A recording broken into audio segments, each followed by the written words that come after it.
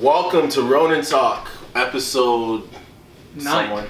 9? Paul? 9. Okay. You know he's not good at math if you watch the last episode. Well, you know that I value your opinion if you 3, watch 2, the and last 7. episode. What? Anyway. 12. Sean Allen with my co-host. Andrew the Beast Tyson in my new OVO shirt. Oh, I wonder where you got that from. A good friend of mine. He outgrew it. I don't think good friends. It's not important. No, Anyway, okay. let's get to the new topics. Bellator. Man, that was a good card. That was a stellar card. I like that. That was a good way to start the year for them. I thoroughly enjoyed it. Your man Aaron Pico fought. Let's talk about that first because I was clowning about the heavyweight Grand Prix, but let's talk about my guy Pico. Yeah, let's take a look at this video. So talented.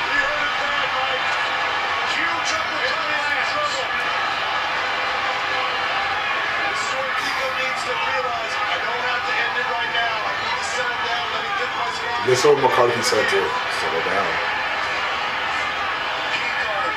Oh, God damn. Enough. Let's get into this because with him, it brings up a good point that you often talk about when I say AKA fighters, especially. But it's like transcending AKA fighters now. Is that these guys with illustrious grappling backgrounds forgetting that they're grapplers and they're world-class grapplers compared to almost all their opponents. Yeah, they get addicted to the knockout. Yeah. His first knockout, I think, I'm not going to call it luck because he wasn't out there trying to brawl, but he was kind of brawling a little bit in his first knockout. You know, and based off his performances since, he's gotten a pass. That was a perfect example where he got the early drop. I mean, no doubt his hands are ridiculous. Yeah. And in all fairness, he's a Golden Gloves champ, right? And I mean, Freddie Roach said he was one of Miguel Cotto's main training partners, which is crazy when you think about how young he is. For boxing. Was he really? Freddie Roach said I did not know that. Okay. And so, listen, no doubt he's probably usually the better striker, but the difference is, and I make this argument all the time, it is a much more dangerous game when you have 4-ounce gloves than when you're boxing. And at the end of the day, the gap between your wrestling and your boxing, a guy can close that gap much more with striking purely with power. Yeah. You can be the better striker, outstrike a guy 100-1. If that one lands, it's the end of the fight. Wrestling's not like versus Overeem. Yeah, Overeem is the better striker than Ngannou. Ngannou hits way harder. We've seen that happen tons of times in fights. And you know, even to the point last week, Henry Cejudo, I'm not going to sit here and say that for sure Henry Cejudo is the better striker now than TJ Dillashaw, but all it takes is one. And in wrestling, like the big worst thing that happens is what? You get taken down, you get your shot stuffed. Like, it's not the same to take the risk with 4-ounce gloves. And, you know, for people who don't know about Aaron Pico's background, this guy was wrestling on the international stage, 15, 16 years old, was an Olympic hopeful, literally decided not to go to Division I college, had every college you can think of recruiting him because of MMA. So this kid has been thinking about MMA for the longest, right? From the get-go. And I don't think, other than Darren Caldwell, I can't think of a guy in that weight class who will be able to touch him in wrestling.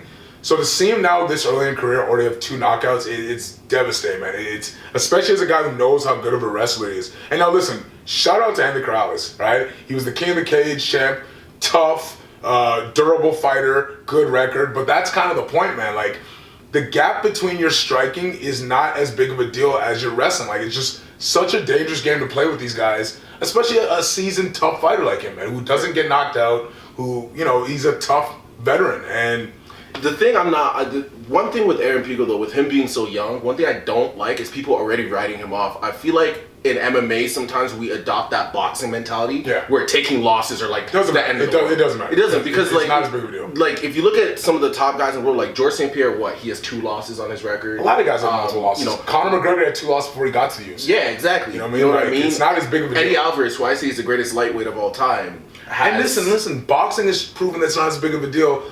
We just saw Adrian Broner fight 3-3-1. Pacquiao. Like, 3-3-1 his last 7 fights. He'd be 7-0 against one of us, but that's kind of the point, right? So the sad thing about the Pico thing is just knowing he should be undefeated, but this is the fight game, man, and this is why I always say, like, which is why I'll never say someone should be. Yeah, and listen, I'm an MMA guy, I'm biased, but this is why I say, like, all your other martial arts mean nothing if you don't have it all. Like, this is why MMA is the ultimate martial art. Like, I don't want to hear that, you know, your Muay Thai, your boxing is this, that, and third. Until you've been punched with 4-ounce gloves, until you've had to defend with 4-ounce gloves, nobody wants to hear that, man. Like, and we've seen it with a lot of Muay Thai guys. Yeah. We've seen some high-level Muay Thai guys, kickboxing guys come into UFC and get mopped.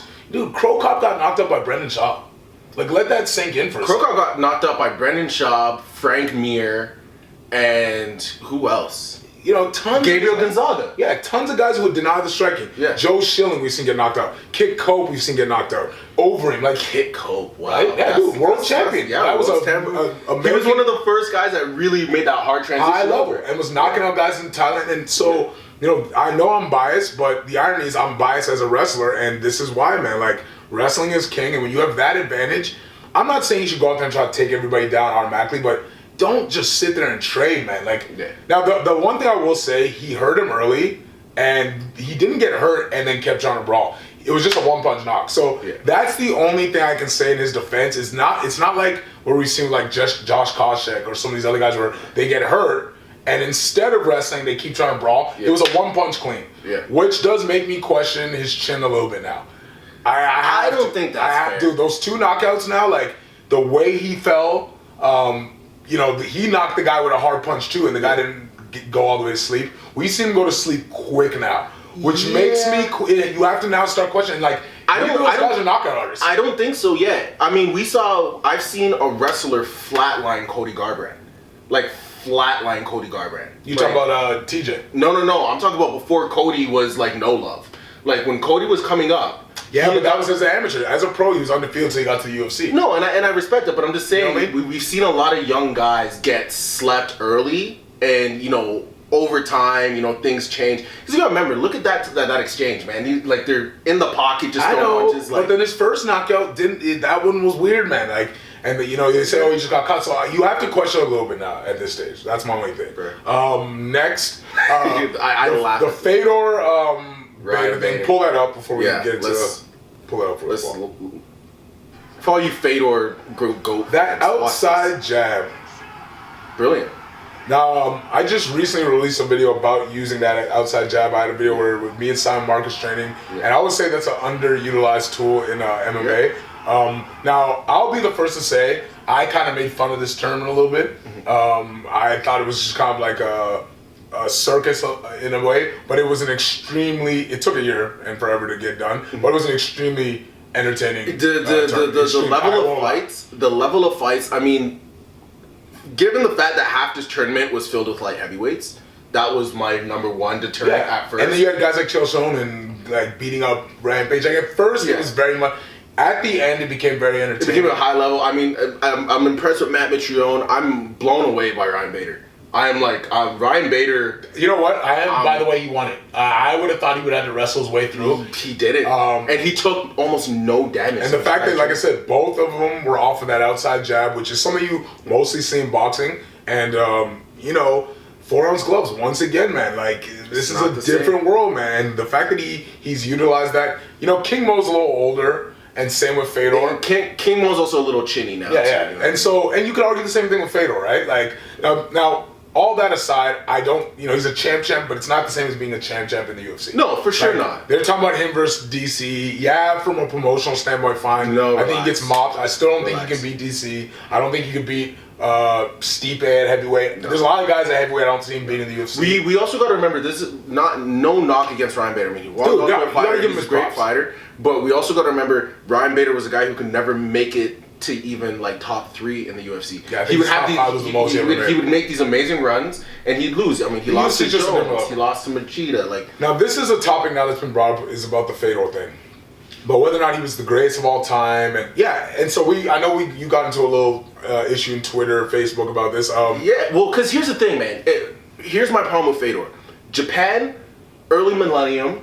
We know they were fixing fights for people. I'm not saying for Fedor. And he was fighting like circuses. Yeah, and look, the one point someone brought up to me was from 2002 to 2009. Okay, he had 22 fights in that time. 10 of those fights were against either jokes or guys. Who's the best guy to be in that run? Nogueira, and let me tell you something. Him and Crow Cop had a wicked fight in like 05, but 06. The guys he beat were never champs, and the fact that people are bringing up him beating Tim Sylvia.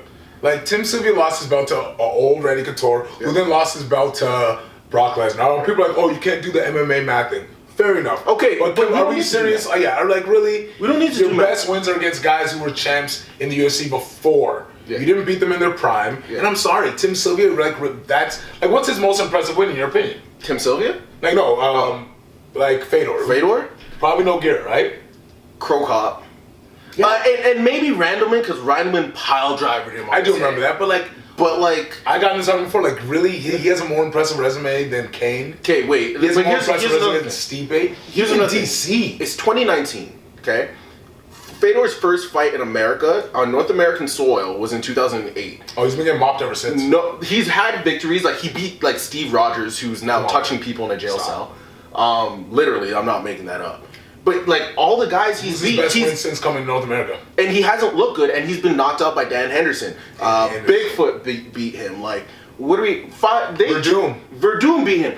Fabio Maldonado whooped his ass in Russia, and because they were in Russia, they still came to fight to Fedor. Yeah, I remember that. This is what his career is. That is crazy. So to tell me that he's the GOAT, I'm sorry. Crazy. His resume is not impressive as George, Anderson, Jones, or DC. To say he's the greatest heavyweight. To people calling him the GOAT overall, I don't want to talk to you. Yeah, if you believe he's the GOAT of all time, don't even comment. Stop that. Heavyweight, you have a fair. I stretch you out heavyweight because I put Frank Mir above Fedor in terms of heavyweight legacy. Really, bro? Frank was able to win the heavyweight title, snap his leg, and come back and win the interim title. Like, now I will say, I think that's more impressive than what Fedor's been doing. I think I put him ahead of guys like Mir. Sylvia, fine, but like, I can't put him ahead of DC. Stipe, Kane. Those three, right? Bro, Overeem. He's not the better. Overeem's one the strike. Like, which one? Like, Overeem. Yeah. When he was in his final form. Now listen, I brought up the whole thing how, all these guys when they came back from Japan have looked different because of supplements. Katie Yamamoto. Now, a lot of people are like, oh, Fedor, he never looked like, listen, the minute I found out that Anderson Silva got pops taking steroids, I don't care what you look like. If you look that different in terms of wins from coming from Japan, Russia, or anywhere to here, something was going on. Yeah. Right? So I don't want to hear that because he wasn't ripped like Overeem or because he didn't have a certain look. Yeah. When I found out Anderson Silva was using steroids, that's when I was like, okay, clearly the eye test doesn't count. No. And I have to ask, you're getting knocked up by guys like Dan Henderson, and people are like, age, but Dan Henderson's old as all hell. Yeah. Randy Couture was old as all hell when he was winning belts. Like, I can't give him a pass. And like I said, this recent fight, fine. Bader's younger, he's old, but what about all the losses he took when he got here? Like, that was already years ago when he was younger than what DC is now. Yeah. When he got knocked up by Henderson, he was younger than what DC is now. Right now. Also for Doom, he was younger than what DC is now. Like, I'm sorry, I just can't call him the GOAT heavyweight at all. One of the all-time greats, but I just can't do that. Next topic that came about. So today the Nevada State Commission actually had a hearing about what happened with Khabib and Conor. So the overall fines is Conor got a $50,000 fine, 6 month suspension. So he'll be able to fight in April. Khabib got $500,000 1 year, which is nuts when you think about how much money he actually made. It was 9 months. But they said that if he does like an anti-bullying campaign, they will reduce it to 6. Yeah, 9 months, you're right. Yeah. So it was 9 if he does the campaign, which I highly doubt he'll do. Now this is the thing. 6 months. We had this conversation off camera. So he got paid $2 million for the fight, right away half to taxes. Let's say then you pay your trainer, manager, who knows what he has to pay Putin and those guys for even letting him come over here. It's a communist country. We won't get into that. Who knows what he has to pay them? So let's say he left with let's be generous and say he left with $1 million. Like, only got half, right? That's like super generous. He now loses $500,000 and is left with $500,000. Conor made something like over $20 million on this fight in a loss. Proper Whiskey sponsored it. I'm sorry, Conor still won. When it's all said and done, like, the idea that your biggest fight is stained by this. Now, obviously, he won the fight big. Obviously that's great, but like, to be left with only $500,000, and then 2 of his teammates both got fined $25,000 in a year, and we know he's paying that, right? So like, that to be real, I say he walked away from this after taxes and everything and the Reebok money, like maybe $250,000. That is sad. That is so sad. All because of the one time he lost his cool. That was it. That the is one so time he sad lost his cool. Yeah, but I mean, at the end of the day, if you're gonna jump out of the ring and attack someone's corner, if you're gonna cause a melee like that, if you're gonna, if you want to be a gangster and get on some gang shit, understood. But guess what? Secure the bag first. He took the L. At the end of the day, he took the L. Yeah.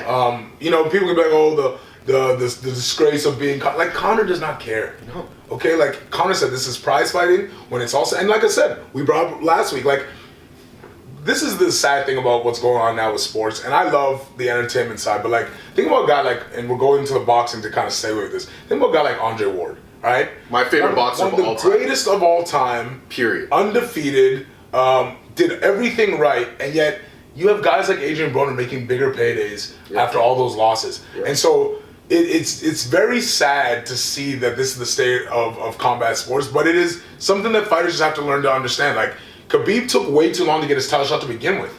Yeah. Like, if Khabib had a big mouth, it would never have taken 26-0 to get his title shot. No. It would never have taken that long. And look, at the end of the day, I don't think they wanted Khabib. I think Khabib becoming the champ was a nightmare. Yeah. That was the last time they wanted. To me, that's on the same level as when Kane became heavyweight champion.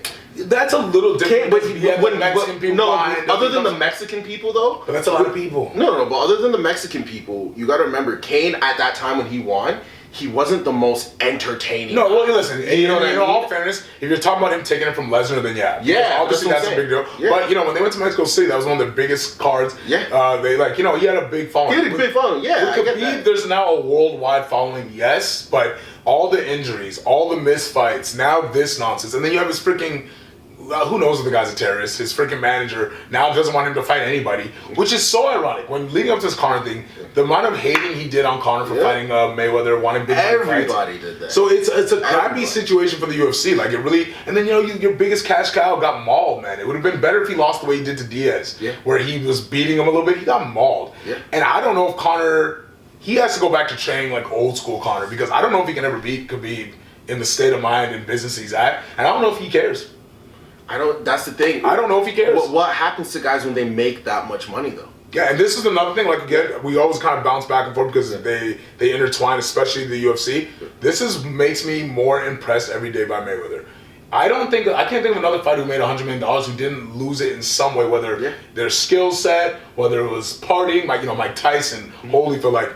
To see what Mayweather has accomplished now that we've seen other people follow the path and how quickly they've fallen off, I mean, it is truly remarkable. Yeah. And the fact that he might come back for another $100 million fight, I mean, with Pacquiao, like, why not? It is that much more impressive when you see how he maintained his cool, his discipline. Like, you got to respect Mayweather on a whole nother level now that we've seen what happened to Conor, because like he's just not the same fighter. No, he's not. And once you taste money like that, it's like how many guys are really gonna want to wake up in the morning and be like, man, I'm like probably one of the richest guys in my country now. I'm the richest guy in MMA, but now I gotta get bones thrown at my face. Yeah, and the fact that Mayweather's had multiple $100 million fights, he still has never drank alcohol. Now maybe that's a lie, but who cares? Like if it's it hasn't been hell of a lie. But that's the thing though. He's still up at 5 a.m. If he's lying, whatever. Who cares? But you gotta respect him, man. Because like you said, man, it's hard to grind when you're sleeping in silk shorts, right? That's what he's saying. It's true. To see how he's kept it up after multiple $100 million fights and his age, man.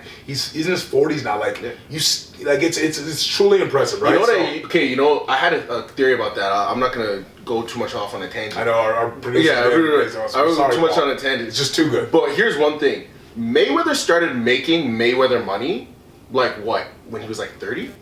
Yeah, a little early. That De La Hoya fight was. That was 05. So younger. He was in his 20s. But like later 20s. Yeah, it was later 20s. Would you say that Conor in MMA was getting more looks younger than Mayweather was in terms of financial? No. I mean, really? Yeah, because if you look at how long it took Conor to get that major payday, Mayweather was already money made. But the thing is, that's 14 years ago. He would have been 26. Was that accurate? 2005, I believe, is when the De La Hoya fight happened. And then you remember, McGregor had a huge jump. Mayweather was already making millions leading up to that. Yeah. Boxing was $1 million thing. No, I agree with that. And then I'm just thinking. I feel like when Mayweather started making Mayweather money, he was a little more mature than Conor was. I think he was. I think that's part of. Well, remember, he went through an Olympic system.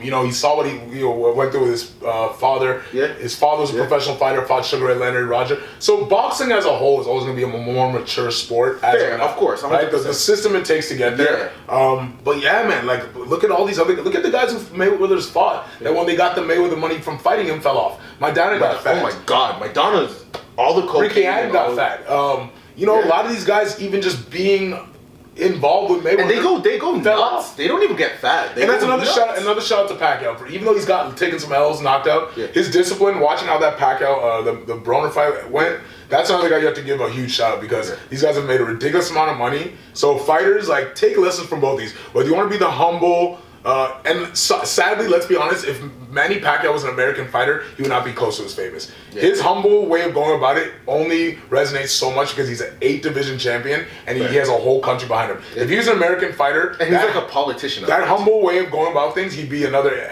Andre Ward, which I shouldn't even say that in a bad way, but when I watch a guy like Broner make the money he's made, you know, and all fair, Andre Ward has purposely stepped over money though. Like he won't compromise who he is and how he is, man. So that's when he's one of my favorites. So like I said, no matter whose path you want to follow, clearly there's more money in running your mouth, but discipline.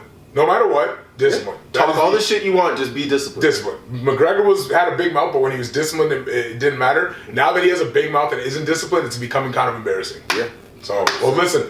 Thank you for listening to this episode. Shout out Legacy. Shout out always. Anyway. Shout out my guy Sean, my sponsor, for blessing me with all this gear that he's outgrown. I might as well be a sponsor because we ain't friends. Anyway, guys, look out for the next episode. Thank you so much for watching. Somewhere down here, like I said, you can click, like, subscribe. And I do care what you think, Paul. Kind of. See, I knew it was coming. I knew something fugazi was coming. Guys, follow Paul at Sonera Productions, Tyson at TysonBoxing.ca, and Tyson the Beast 84. And But Who Is Sean on Twitter along with Ronin Talk. Guys, be safe, stay warm. Thank you.